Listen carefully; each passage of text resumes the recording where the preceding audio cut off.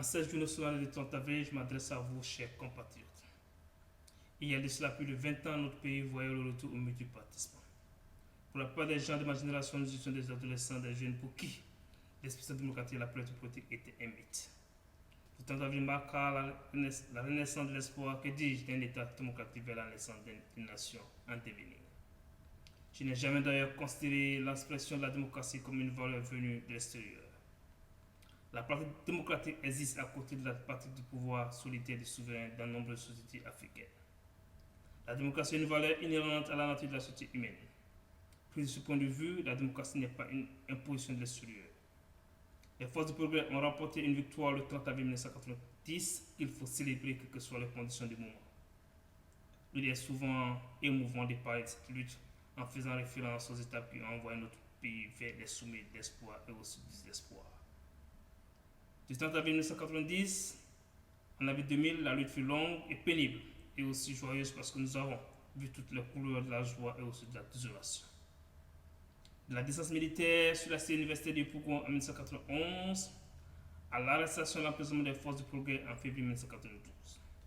Et surtout, de la révolution populaire qui a vu la venue des nôtres au sommet de l'État en octobre 2000 ne peut pas tout donner afin de voir le jour de gloire. Les temps actuels sont difficiles, il faut rester confiant et solidaire de notre peuple. Les lendemains s'annoncent glorieux.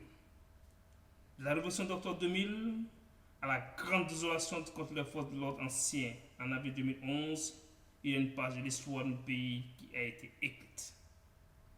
Célébrons le 30 avril parce que cette date doit être notre déclic, c'est-à-dire le levain de notre lutte, comme le disait le professeur Mibel Fauté, paix à son âme.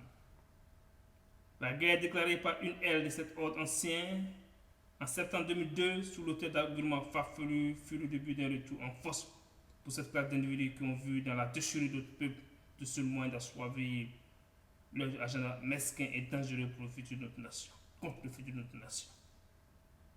Ils sont allés même s'allier à la puissance coloniale pour faire même pas sur la patrie. Ils s'ont menti et fabriqué des histoires souvent très horribles pour faire avancer leur cause.